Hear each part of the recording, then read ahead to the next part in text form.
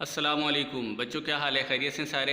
अच्छा, एक तो ना वो बाज़-औक़ात जो उसमें हम ऑनलाइन जब आते हैं तो सिग्नल बाज़-औक़ात नहीं आ रहे होते। आपने इससे परेशान बिल्कुल नहीं होना, वो ठीक है। हमने डिस्कशन के लिए हम वो लेक्चर अटेंड करते हैं। अब आपको इसलिए मैं रिकॉर्डिंग भेज रहा हूँ, जाके आप इसको अच्छी तरह रीड डाउन कर लें। चैप्टर नंबर 16 जो है ना, ये हमने स्टार्ट करना है। चैप्टर 16 का जो पहली हेडिंग आप लोग पढ़ेंगे वो होता है alternating current. Alternating current basically कहते हैं एसी करंट को। अल्टरनेटिंग करंट कहते हैं एसी करंट। तो इसको वैसे बेसिकली इसका जो नाम होता है वो अल्टरनेटिंग होता है, तो हम एसी एब्रीवेशन में ऐसे कह देते हैं। तो ये करंट एक्चुअली होता क्या है हमारे पास? देखो, हमारे पास हम ये कहते हैं the current which changes its magnitude continuously and direction periodically is called AC current और अल्टरनेटिंग करंट। यानी जो मैग्नीट्यूड इसकी कंटिन्यूसली चेंज हो रही हो, यानी कभी कम हो रही हो कभी ज़्यादा, और डायरेक्शन पीरियोडिकली यानी एक तरीका हो डायरेक्शन चेंज होने का, एक सीक्वेंस हो, एक रिदम हो। ये ना हो कि कभी कोई डायरेक्शन कभी ऐसे नहीं, बड़ी पीरियोडिकली डायरेक्शन चेंज हो रही है। देखिए ये सर्किट डायग्राम आप देखें, मैंने यहाँ बनाया हुआ है।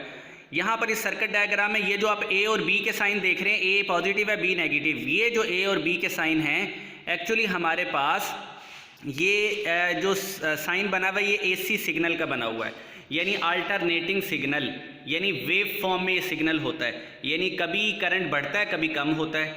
आपने एक में आपको यहाँ से पहले ज़रा थोड़ा सा विजुलाइज करवा दूँ। देखें ये वेव फॉर्म आप जहन में रखनी है आपने। ये देखो, इसके ये होता है अल्टरनेटिंग सिग्नल, मतलब 0 से लेके टी तक ये टोटल सिग्नल होता है। तो पहले हम पॉजिटिव हाफ को मैयर करते हैं, फिर नेगेटिव हाफ को। ये जो ऊपर वाला लूप आप देख रहे हैं ये पॉजिटिव हाफ है, और जो नीचे वाला लूप है ये नेगेटिव हाफ है। 0 से लेके t/2 तक देखें ऊपर वाला लूप है, तो उसके बाद है t/2 से t तक। तो ये दो हाफ हम अलग अलग मैयर करेंगे। देखें अब ये वापसी में अपनी जगह पे आ जाता हूँ, ये समझाने के लिए मैं इधर लेके गया था। ये देखो अल्टरनेटिंग करंट का ये सर्किट है। तो फिगर ए के अंदर हम ए जो है वो पॉजिटिव है, बी नेगेटिव, गोया 0 से लेके t/2 तक, जैसे मैंने उस डायग्राम में भी आपको बताया।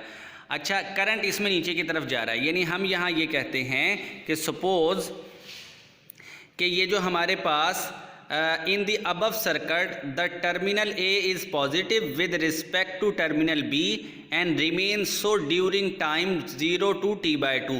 At t/2 the terminal changes their polarity, यानी जब t/2 पर पहुंच जाएंगे तो फिर B पॉजिटिव हो जाएगा और A नेगेटिव। जैसे कि हम ये अब इस साइड पर आ जाते हैं, ये साइड पर आ जाते हैं, ये देखें A यहाँ से, यानी terminal B of the source is positive.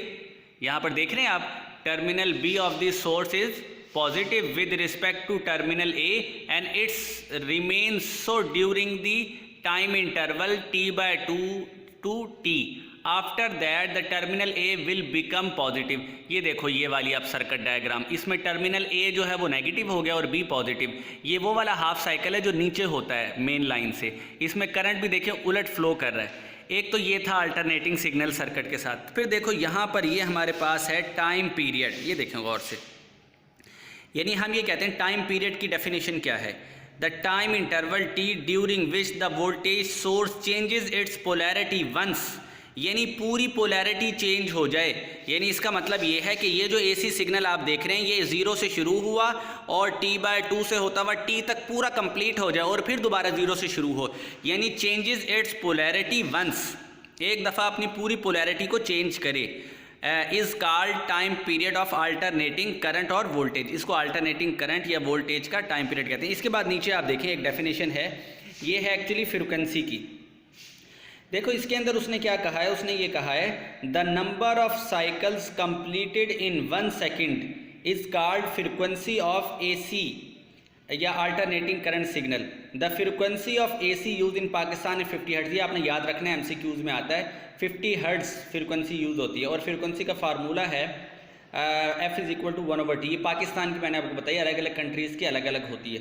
Probably हो सकता है कि अमेरिका में 60 हर्ट्ज यूज़ होती हो, तो ये चेंज होता है। तो इसके बाद फिर हम ना ये हम आ गए, ये थोड़ी सी कैलकुलेशन हमने करनी है। वो जो पूरी हमने डायग्राम देखी ना, यानी वो जो वेव फॉर्म देखी है उसको कैलकुलेट कैसे करते हैं। हम कह रहे हैं source of AC, the most common source of alternating current और वोल्टेज इज एसी जनरेटर। ये एसी जनरेटर हम पढ़ चुके हैं। उसमें अल्टरनेटिंग करंट निकलता है। The output voltage of this, ये देखो हमने ये आउटपुट वोल्टेज फाइंड आउट किया था, ये वाला, ये फोकस में करंट है, ये आपने फार्मूला याद भी रख लेना है।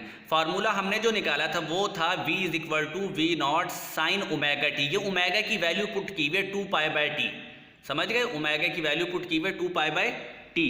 अब देखो यहाँ पर उसने हमें ये फार्मूला याद रखने के लिए कहा है। अब फर्ज कर लो पहले t जो है वो 0 है, इसका मतलब ये है, ये जो आप AC सिग्नल देख रहे हैं यहाँ पर, ये जो मेन हॉरिजॉन्टल लाइन है ये टाइम को शो कर रही है और वर्टिकल लाइन वोल्टेज को।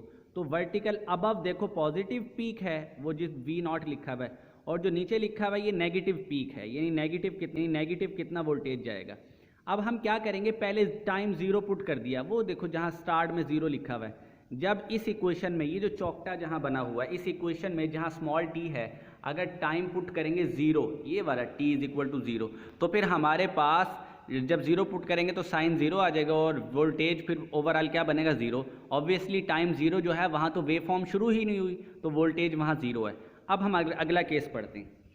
इसमें आप देखें, इसमें आपने क्या किया कि जो टाइम है उसको t/4 तक ले गए, t = t/4। ज़रा गौर करें, इस जो ऊपर वाली वोल्टेज ये साइनोसाइडल वेव है, t/2 ये है 90 डिग्री पर। देखें हाफ साइकिल हमारे पास होता है 180 डिग्री और t/2 हमारे पास है, हाफ साइकिल 180 डिग्री होता है, तो ये 0 से t तक 2π है। अगर हाफ साइकिल कर दें तो t/2 हो गया, और हाफ से भी कम यानी 1/4 साइकिल कर दें तो हो जाएगा t/4। तो t को t/4 अगर पुट करें तो देखिए t/4 पे वोल्टेज तो मैक्सिमम है, ज़रा इसकी सीध में देखें, पीक ऊपर तक जा रहा है ना, मैक्सिमम वोल्टेज, तो इसको t को मैं पुट करूँ t/4। अब आप गौर करें, जब ये t/4 पुट किया उसी फार्मूले में, वो जो चौकटा बना हुआ है उस फार्मूले में, तो यहाँ पर लिखा V = V0 sin 2π/t और t की जगह t/4, t से कैंसिल हुआ, 2 से 2 कैंसिल हुआ, ये π/2 आ गया। sin π/2 90 होता है और sin 90 1 होता है। V = V0। इसका मतलब ये हुआ कि यहाँ पर अब ये देखें, इस पॉइंट पर मैक्सिमम है आपके पास वोल्टेज, ठीक है ना, तो ये मैं बताना चाह रहा था। अब तीसरे पोजीशन पे अगर बात करें, यहाँ पर तीसरा पॉइंट जो है ये देखें, यहाँ पर अब हम पुट करें, यानी यहाँ पर ये वाला t/2 पे, अब t/2 जब पुट कर रहे हैं तो गौर करें, यहाँ पर मैंने लिखा हुआ है t = t/2। जब इधर t/2 पुट करेंगे स्मॉल t की जगह तो t से कैंसिल होगा, 2 से कैंसिल हो गया, साइन पाई आ गया। साइन पाई एक्चुअली 180 डिग्री होता है, तो साइन 180 डिग्री 0 होता है, तो ऊपर चौकटे वाली जो इक्वेशन है उधर 180 डिग्री पुट करेंगे तो हमारे पास ये 0, यानी वोल्टेज हमारे पास क्या आ जाएगा, 0। देखो ये मैंने पाई की शेप में भी बना दिया, यानी हमने फाइंड आउट किया C पॉइंट, जहाँ पर साइन क्या हमारे पास पाई है और साइन पाई हमारे पास 0 होता है। इसी तरह फोर्थ पे यहाँ पर हम जो पॉइंट D देख रहे हैं ना आप इस इक्वेशन के अंदर, पॉइंट D पर हमने 3t/4 हमने पुट करना है, यानी इसको 3t/4 भी कहते हैं और 2π/2 भी कहते हैं। तो अब जब यहाँ पुट करेंगे चौकटे वाली इक्वेशन के अंदर तो गौर करें, t ये 2 × 3 होगा तो 6 हो जाएगा, /4 3/2, तो ये हमारे पास होता है साइन 3π/2 का होता है साइन 270 डिग्री, और वो हमारे पास होता है -1। तो जब ऊपर इक्वेशन में इधर -1 पुट करेंगे तो नेगेटिव V आ जाएगा। देखें जहाँ पर 3π/2 है वहाँ नेगेटिव पीक है, वोल्टेज नेगेटिव है नीचे की तरफ। इसी तरह लास्ट और आखिरी जो हमारे पास है इसके अंदर वही इक्वेशन यूज़ की और t को मैंने स्मॉल t को अब क्या रख लिया, t, यानी ये जो यहाँ पर ये पहली जो फॉर्म थी, यानी यहाँ 0 से शुरू हुआ, नेगेटिव पीक है, यानी नेगेटिव कितना वोल्टेज जाएगा। अब हम क्या करेंगे, पहले टाइम 0 पुट कर दिया, वो देखो जहाँ स्टार्ट में 0 लिखा हुआ है। जब इस इक्वेशन में ये जो चौकटा जहाँ बना हुआ है, इस इक्वेशन में जहाँ स्मॉल t है, अगर टाइम पुट करेंगे 0, ये वाला t = 0, तो फिर हमारे पास जब 0 पुट करेंगे तो साइन 0 आ जाएगा और वोल्टेज फिर ओवरऑल क्या बनेगा, 0। ऑब्वियसली टाइम 0 जो है वहाँ तो वेव फॉर्म शुरू ही नहीं हुई, तो वोल्टेज वहाँ 0 है। अब हम अगला केस पढ़ते हैं। इसमें आप देखें, इसमें आपने क्या किया कि जो टाइम है उसको t/4 तक ले गए, t = t/4। ज़रा गौर करें, इस जो ऊपर वाली वोल्टेज ये साइनोसाइडल वेव है, t/2 ये है 90 डिग्री पर। देखें हाफ साइकिल हमारे पास होता है 180 डिग्री और t/2 हमारे पास है, हाफ साइकिल 180 डिग्री होता है, तो ये 0 से t तक 2π है। अगर हाफ साइकिल कर दें तो t/2 हो गया, और हाफ से भी कम यानी 1/4 साइकिल कर दें तो हो जाएगा t/4।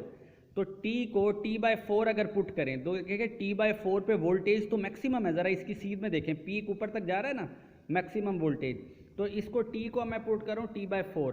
अब आप गौर करें, जब ये t/4 पुट किया उसी फार्मूले में, वो जो चौकटा बना हुआ है उस फार्मूले में, तो यहाँ पर लिखा v = v0 sin 2/t और t की जगह t/4, t से कैंसिल हुआ, 2 से 2 कैंसिल हुआ, ये π/2 आ गया। sin π/2 90 होता है और sin 90 1 होता है, v = v0। इसका मतलब ये हुआ कि यहाँ पर अब ये देखें इस पॉइंट पर मैक्सिमम है आपके पास वोल्टेज, ठीक है ना। तो ये मैं बताना चाह रहा था। अब तीसरे पोजीशन पे अगर बात करें, यहाँ पर तीसरा पॉइंट जो है ये देखें, यहाँ पर अब हम पुट करें यानी यहाँ पर ये वाला t/2 पे। अब t/2 जब पुट कर रहे हैं तो गौर करें, यहाँ पर मैंने लिखा हुआ है t = t/2। जब इधर t/2 पुट करेंगे स्मॉल t की जगह तो t से कैंसिल होगा, 2 से कैंसिल हो गया, साइन पाई आ गया। साइन पाई एक्चुअली 180 डिग्री होता है, तो साइन 180 डिग्री 0 होता है, तो ऊपर चौकटे वाली जो इक्वेशन है उधर 180 डिग्री पुट करेंगे तो हमारे पास ये 0 यानी वोल्टेज हमारे पास क्या आ जाएगा 0। देखो ये मैंने पाई की शेप में भी बना दिया, यानी हमने फाइंड आउट किया सी पॉइंट जहाँ पर साइन क्या है हमारे पास पाई है और साइन पाई हमारे पास 0 होता है। इसी तरह फोर्थ पे यहाँ पर हम जो पॉइंट डी देख रहे हैं ना आप इस इक्वेशन के अंदर, पॉइंट डी पर हमने 3t/4 हमने पुट करना है, यानी इसको 3t/4 भी कहते हैं और 2π/2 भी कहते हैं। तो अब जब यहाँ पुट करेंगे चौकटे वाली इक्वेशन के अंदर तो गौर करें t ये 2 × 3 होगा तो 6 हो जाएगा, डिवाइडेड बाय 4 3/2, तो ये हमारे पास होता है साइन 3π/2 का होता है साइन 270 डिग्री और वो हमारे पास होता है -1। तो बच्चों ये ना फिर आपने इस तरह इसको क्लियर कर लेना ही। देखो ये सारा लॉन्ग क्वेश्चन जो है ना आपसे मैंने डिस्कस कर लिया है, अब आप इसको देख लीजिएगा। अल्लाह हाफिज़।